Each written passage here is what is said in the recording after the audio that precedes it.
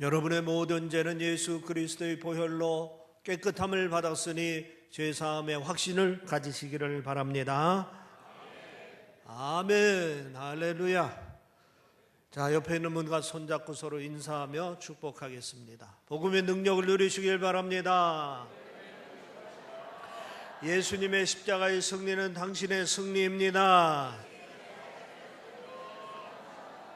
은혜 많이 받으시기 바랍니다. 아멘.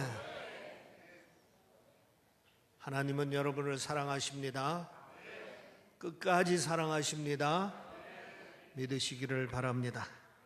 날마다 기뻐하며 감사하는 삶이 되기를 주의 이름으로 축원합니다. 이제 우리가 성탄절을 곧 맞이하죠. 우리 기독교에서는 성탄절 전 4주간을 대림절이라 하고 대림절을 지켜왔습니다. 우선 이 대림절은 예수님의 탄생을 맞이하는 기대가 이제 기본 주제인 것입니다. 그리고 예수님의 재림을 고대하는 기다림이 중심 주제인 것입니다. 그래서 성탄절을 맞이하면서 우리가 예수님의 탄생을 맞이하고 또 예수님의 다시 오심을 기다리고 하는 그러한 의미를 되새기면서 우리가 대림절을 지내야 되는 것입니다. 교회로그로 우리는 대림절의 2번째 주일을 맞이했습니다. 이 기간 성탄을 준비하면서 우리 그리스도인들은 다시 오실 예수님을 고대하며 우리의 기다림을 다시 한번 돌아봐야 되는 것입니다. 뉴욕타임즈에 이런 글이 실린 적이 있습니다. 8번가로 가는 버스를 타기 위해 줄을 서서 기다리고 있는데 옆 사람이 큰 소리로 말하였다. 오늘이 내 생일이야. 75번째 생일이란 말이야. 그런데 지난 세월 동안 내가 한 일이라곤 그저 기다리고 또 기다린 것뿐이란 말이야. 그 말을 듣고 그게 무슨 말씀이세요? 하고 옆에 있는 사람이 말 참견을 했습니다. 너희는 한평생 무엇을 기다리거나 누구를 기다리다가 끝난 것 같다는 말이에요. 그러면서 주문을 외우듯이 다음과 같이 읊조렸습니다. 18세가 되기를 얼마나 고대했던가. 면도할 날이 오기를, 투표하는 날이 오기를, 술집에 마음 먹고 들어가 한 잔 꺾을 수 있는 날이 오기를, 어서 빨리 커서 여인을 사랑할 수 있기를, 결혼한 날이 오기를, 첫 아이가 태어나서 얼마나 기다리고 또 기다렸던가. 아, 그렇다. 이제는 죽을 날만 기다리고 있으니 에이, 빌어먹을 이놈의 버스마저 기다려야 하니 더 이상 못 참겠다. 그리고 줄에서 빠져나가서 어디론가 사라져 버렸습니다. 우리가 이 글을 읽으면서 2가지를 생각하게 됩니다. 하나는 인생은 기다림의 연속이라 하는 것입니다. 어머니 뱃속에서 10달을 기다린 끝에 이 세상에 태어납니다. 어린 시절이 어른이 되고 또 기다리다가 이제 어른이 되어서는 성공할 날을 또 기다립니다. 그리고 노인이 되어서 죽을 날을 기다리게 됩니다. 이제 인생에는 크고 작은 많은 기다림으로 가득 차 있다 하는 얘기입니다. 또 다른 하나는 인생을 잘 살아보려면은 기다림을 잘 해야 한다 하는 점입니다. 기다림을 잘 해야 한다는 점입니다. 농부가 추수 때까지 잘 기다릴 때에 수확을 잘 거둘 수가 있는 겁니다. 기다림을 기다리지 못하고 설익은 열매를 따버리면은 농사를 망치게 되는 겁니다. 또 낚시꾼이 고기가 미끼를 물기를 잘 기다려야 고기를 많이 낚을 수가 있는 것입니다. 기다리지 못하고 낚싯대를 당기면은 고기를 잡을 수가 없는 겁니다. 그래서 인생은 끈기 있게 기다릴 줄 알아야 된다 하는 얘기입니다. 우리 그리스도인의 인생에는 더더욱 기다림이 중요합니다. 우리의 신앙 자체가 기다림이기 때문입니다. 예를 들어 아브라함은 나이 75세에 하나님의 말씀을 받습니다. 하나님의 약속의 말씀을 받았습니다. 내가 너로 큰 민족을 이루고 내게 복을 주어 내 이름을 창대케 하리라. 이 축복의 말씀을 받고 순종하는 마음으로 가족들을 데리고 낯선 땅 가나안으로 이주를 했습니다. 그런데 여러분이 잘 알다시피 25년의 긴 기다림 끝에 나이 100세가 되어가지고 아들 하나를 얻게 됩니다. 그리고 큰 민족을 이루겠다고 했는데 아들 하나서부터 시작해서 그 민족이 큰 민족이 되기까지는 무려 500년이라는 세월이 흐릅니다. 모세 시대에 와서 이스라엘 민족은 큰 민족을 이루게 되는 것을 보게 됩니다. 아브라함과 아브라함 자손들은 하나님의 약속을 믿고 기다림 끝에 그 약속이 이루어지는 것을 볼 수 있습니다. 신앙이라는 것은 주님의 말씀을 아멘 그거로 끝나는 게 아니다 하는 얘기입니다. 그 말씀이 이루어질 때까지 믿음으로 기다리고 또 기다려야 하는 겁니다. 그래서 신앙이 좋다는 것은 믿음으로 기다림을 잘 하는 것을 우리가 신앙이 좋다 이렇게 표현하기도 하는 것입니다. 오늘 우리도 기다리는 일을 잘 해야 합니다. 믿음으로 기도하고 하나님께서 응답하실 때까지 기다리기를 잘 해야 합니다. 말씀에 순종하고 충성하고 하나님께서 열매를 맺게 해주실 때까지 우리는 잘 기다려야 합니다. 주님께서 약속하신 대로 주님께서 다시 오실 것을 믿고 기다리는 일을 잘 해야 합니다. 우리가 하나님께서 부르셔서 천국으로 나아가 하나님 앞에 설 때까지 믿음으로 기다리기를 또 잘 해야 합니다. 이렇게 우리의 인생은 기다리고 또 기다리고 또 기다리는 것이 우리의 인생이라 하는 얘기입니다. 또 신앙 역시도 기다릴 때에 하나님의 은혜로 열매를 거두게 된다 하는 얘기입니다. 그러면 우리 그리스도인들이 이 기다림을 잘 하려면 어떻게 해야 되는가? 오랫동안 기다린다는 것이 사실 쉽지는 않은 일입니다. 그런데 이 지루한 기다림을 우리가 어떻게 해야 될 때 잘해야 될 수 있느냐 하는 겁니다. 그 해답을 오늘 본문에서 찾아볼 수가 있습니다. 첫째는 뭐냐? 지금이 어느 때인가 하는 그 때를 잘 알아야 한다 하는 얘기입니다. 오늘 11절에 보면 이렇게 말씀하고 있습니다. 또한 너희가 이 시기를 알거니와 자다가 깰 때가 벌써 되었으니 이는 이제 우리의 구원이 처음 믿을 때보다 가까웠음이라. 사도 바울은 로마 교인들에게 지금이 어떤 때인지를 올바로 알아야 된다 하는 것을 권면하고 있는 겁니다. 또한 너희가 이 시기를 알거니와, 여기서 바울이 말하고 있는 시기는 주님께서 다시 오실 때를 말합니다. 다시 말해서 종말론적인 신앙을 가지고 오늘 주님이 오실 때임을 알아야 한다 하는 것입니다.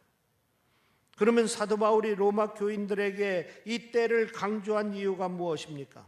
한마디로 말하면 당시 그리스도인들이 예수님의 재림이 지연되다 보니까 점점 종말론적인 신앙을 잃어버리고 있었습니다. 사실 예수님께서 부활 승천하신 뒤 초대교회 성도들은 얼마 지나지 않아서 주님이 재림할 것으로 굳게 믿었습니다. 이 세대가 다 지나기 전에 주님이 재림하실 것이다 그들은 확신했었습니다. 그런데 이 세대의 사람들이 하나둘 하나님의 부름을 받고 다 하늘나라에 가고 이제 사람들이 얼마 남지 않았습니다. 그런데도 주님 재림이 점점 늦어지고 있는 겁니다. 초대교회 교인들은 마치 주님이 부활하신 뒤 40일 만에 승천하신 것처럼, 그리고 주님께서 승천하신 뒤 또 열흘 만에 약속하신 대로 성령이 강림하는 것처럼 주님께서 약속하신 대로 머지않은 시기에 주님이 다시 오실 것이라고 굳게 믿었던 것입니다. 그런데 지금 사도 바울이 로마 교회 교인들에게 편지를 쓸 때가 언제입니까? 예수님께서 승천하시고 한 세대가 지나 거의 30년 정도가 지난 뒤에 지금 이 글을 쓰고 있는 겁니다. 벌써 30년 정도가 지났는데도 그 이전에 주님이 오실 줄 알았는데 오시지를 않는 겁니다. 당시 성도들은 재림의 지연으로 기다림의 긴박감을 점점점 잃어버리고 있었습니다. 점차 주님께서 재림하시겠지만은 당장은 아니겠지, 주님께서 재림하신다고 해도 오늘 내일은 아닐 거야 하는 식으로 점점 긴장감을 잃어버리고 있었다 하는 얘기입니다. 그래서 사도 바울은 주님 다시 오실 때를 알아야 한다고 지금 강조하고 있는 겁니다. 바로 주님께서 오늘이라도 재림하실 수 있다는 것을 강조하는 겁니다. 우리가 종말론적인 신앙을 잃지 말아야 할 이유를 여기서 얘기하고 있는 겁니다. 신앙적인 긴장감을 가지고서 주님을 기다려야 한다 하는 것입니다. 저는 목사이기 때문에 참 많은 분들의 죽음을 지켜봤습니다. 제가 신림교회 와서 장례를 모신 분만 숫자로 헤아려 보면은 62분입니다. 제 집내로 62명의 성도님들을 천국으로 환송을 했습니다. 적은 수가 아닙니다. 그 중에 갑자기 하나님의 부름을 받고 천국에 가신 분들도 있습니다. 어제까지 만나서 이야기하고 나누던 분들이 갑자기 세상을 떠나시는 겁니다. 그럴 때 가슴이 멍멍합니다. 그리고 내게도 오늘이 이 세상에서의 마지막 날이 될 수 있겠다 하는 생각에 천국이 코앞에 와 있는 것처럼 느껴질 때도 있었습니다. 천국이 제일 가깝게 느껴질 때는 아주 친한 친구, 늘 동고동록하고 함께 나누었던 친구가 하나님의 부름을 받고 하늘나라에 갔을 때, 그때는 저 멀리 있는 천국이 아니고 또 먼 훗날에 오는 천국이 아니고 그날이 바로 코앞에 와 있는 것을 피부로 느낄 수가 있었던 것입니다. 그러면 최용호 시인의 어쩌면 오늘일지도 라는 시가 떠오르곤 합니다. 어쩌면 오늘일지라도, 이 시를 여러분에게 잠깐 들려드리겠습니다. 평생 3번 온다는 행운이 오는 날, 어쩌면 오늘일지라도, 내게도 첫사랑은 시작되겠지, 어쩌면 오늘일지라도, 훗날 후회하지 않으려면 무언가 시작해야 하는 날, 어쩌면 오늘일지도, 열매 거두기 위해 나무를 심어야 하는 날, 어쩌면 오늘일지도, 보고 싶고 반가운 친구가 찾아오는 날, 어쩌면 오늘일지도, 맺힌 것을 풀어야 하는 날, 어쩌면 오늘일지도, 우리 주님 오시는 날, 어쩌면 오늘일지도, 내 인생의 마지막 날, 어쩌면 오늘일지도. 오늘이라는 날짜에 의미를 두고 당장 일어날 수 있다 하는 그런 긴장감을 가지고 우리가 하루하루를 살아야 된다 하는 의미를 담고 있는 것입니다. 우리가 오늘이라는 어떤 날을 이제 어떻게 보느냐에 따라서 기다림의 의미가 달라지는 겁니다. 오늘을 아직도 살아갈 날이 많은 날 중에 하루로 생각을 하게 된다면 우리의 기다림은 막연한 것이 됩니다. 또 그 기다림은 형식적일 수밖에 없습니다. 그러나 오늘을 우리의 인생에 남겨진 며칠 가운데 하루라고 생각하면 우리의 기다림은 절박해지는 것입니다. 다시 말하면 내가 이제 한 달밖에 살지 못한다, 아니 내가 이제 2달밖에 살지 못한다, 이럴 때에 오늘이라는 그 날은 우리가 긴장감을 가지고서 그 날을 받아들일 수밖에 없다 하는 얘기입니다. 먼 훗날에 있는 오늘, 그날은 막연히 기다려지는 그날로 받아들일지 모르지만은, 그러나 이제는 며칠밖에 남지 않은 그 하루 중에 하루라 이렇게 생각을 하면은 우리의 삶이 새롭게 해석이 되고 의미가 새롭게 받아들여진다 하는 얘기입니다. 이런 의미에서 오늘 사도 바울은 우리가 때를 잘 알아야 된다 하는 얘기입니다. 오늘이 내 인생의 마지막 날일 수 있다는 점을 우리는 잊지 말아야 합니다. 주님께서 오늘 재림하실 수 있다는 점을 우리는 잊지 말아야 됩니다. 그래서 항상 영적 긴장을 가지고 살아야 된다 하는 말씀인 것입니다. 그 다음에 두 번째로 기다림을 잘 하려면 영적으로 깨어 있어야 하는 것입니다. 오늘 본문 11절 말씀에 보면은 자다가 깰 때가 벌써 되었으니 라는 말씀이 있습니다. 사도 바울은 로마 교인들에게 영적인 잠에서 깨어나라 권면하고 있는 말씀인 것입니다. 그 이유가 무엇입니까? 지금 주님의 재림을 기다리는 사람들이 잠을 자고 있으면은 정작 주님 재림하실 때 기쁜 마음으로 맞이할 수가 없습니다. 군대 생활하면서 보초를 서본 분들은 잘 아실 겁니다. 옛날에는 간첩들이 북에서 철책선을 넘어 난파되던 때가 자주 있었습니다. 그래서 전방 철책선에서 병사들이 밤을 새워 경계 근무를 섰습니다.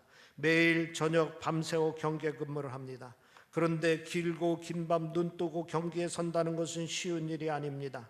계속 졸음이 몰려옵니다. 그래도 자기도 모르게 잠이 오곤 합니다.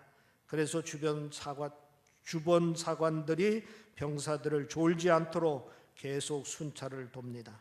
보초병들의 잠을 깨우기 위해서 순찰을 도는 겁니다. 영적인 영역에서도 마찬가지입니다. 우리가 신앙생활하는 동안에 영적인 졸음이 밀려옵니다. 나도 모르는 사이에 영적인 잠을 자는 경우가 있습니다. 그때 사탄 마귀가 쳐들어오면 큰일입니다. 그때 주님께서 재림하신다면 더 큰일입니다. 그래서 영적으로 깨어 있어야 하는 겁니다. 그러면 영적으로 잠잔다는 것은 무엇을 말하는 것입니까?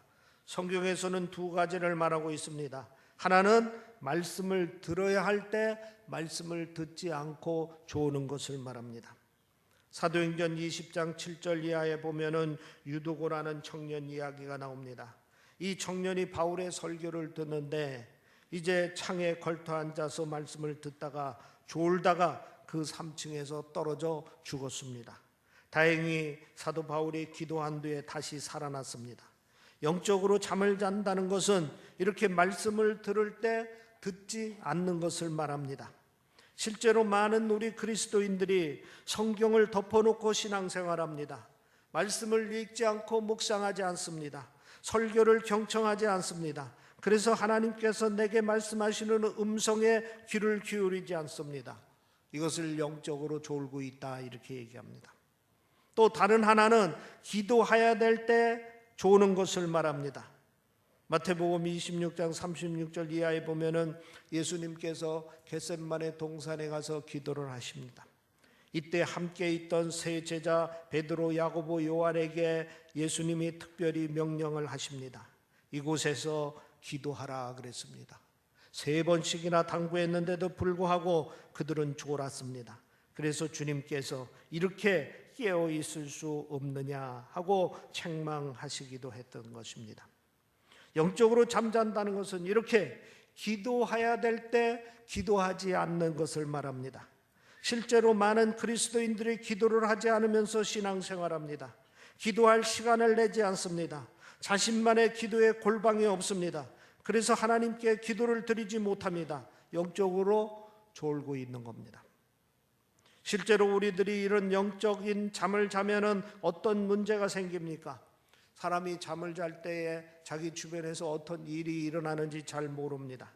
마찬가지로 우리가 영적으로 잠을 자면은 우리 주변에서 어떤 영적인 사건들이 일어나는지를 알 수가 없습니다.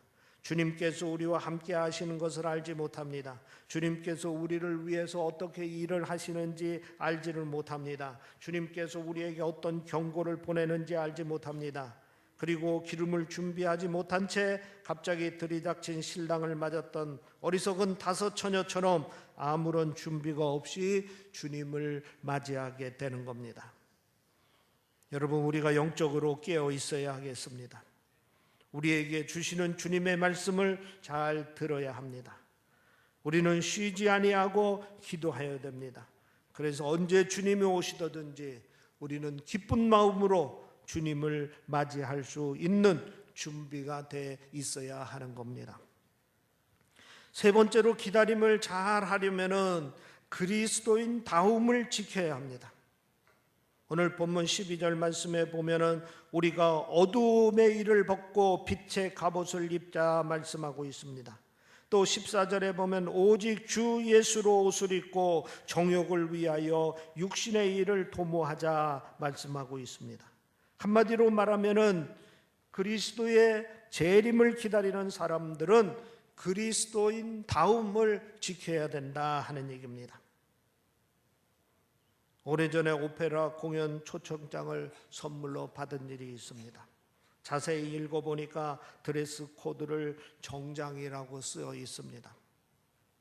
당시 이런 공연을 가본 일이 없기 때문에 이 말이 무슨 뜻인지를 몰랐습니다. 알고 보니까 이 공연을 보러 오는 사람들은 반드시 정장 차림을 하고 와야 입장이 가능하다 하는 얘기입니다. 무대에 서는 사람도 아니고 단지 관람하는 것인데 어떤 옷을 입든지 그게 무슨 상관인가, 이런 규정을 둘 필요가 있는가, 이런 생각을 해보기도 했습니다. 알고 보니까 외국에서는 드레스 코드가 중요한 문화 중에 하나인 것입니다. 파티에 초대를 받아갈 때 드레스 코드를 확인해야 합니다. 이번 파티에는 모두가 다 정장을 입습니다. 그러면 모두가 다 정장을 입어야 하는 겁니다. 이번 파티에 모두가 다 한복을 입습니다. 그러면은 모두가 다 한복을 입어야 되는 겁니다. 그때마다 어떤 옷을 입어야 되는가 하는 것을 정해주는 것을 드레스 코드라고 합니다. 오늘 본문에 보면은 예수 그리스도의 옷을 입어야 한다고 말씀하고 있습니다.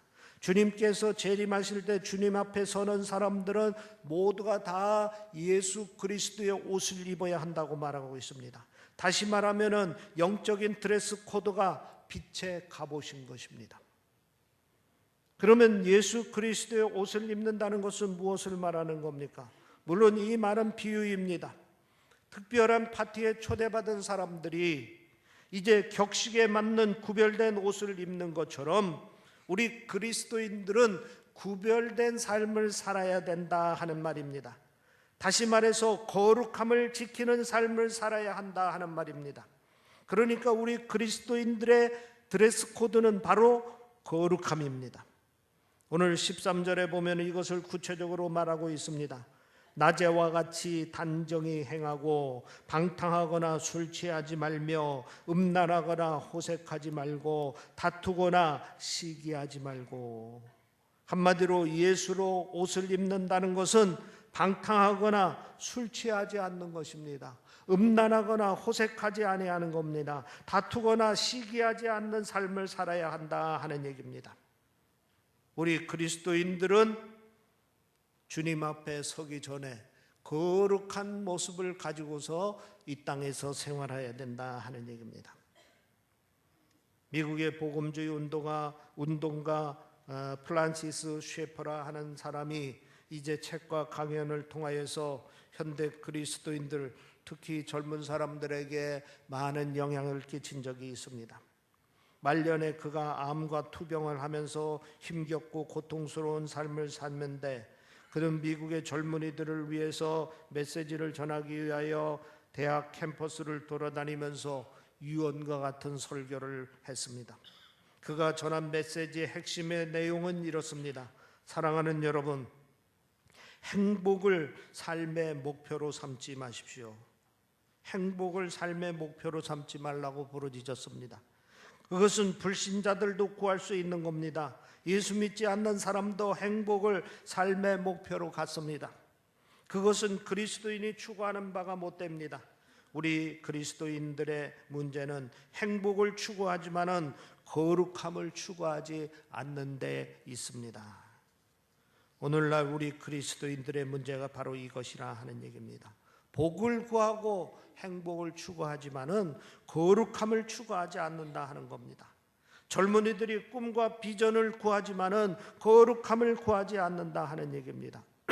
그래서 우리 그리스도인들이 그리스도인다운 삶을 살지 못한다 하는 얘기입니다.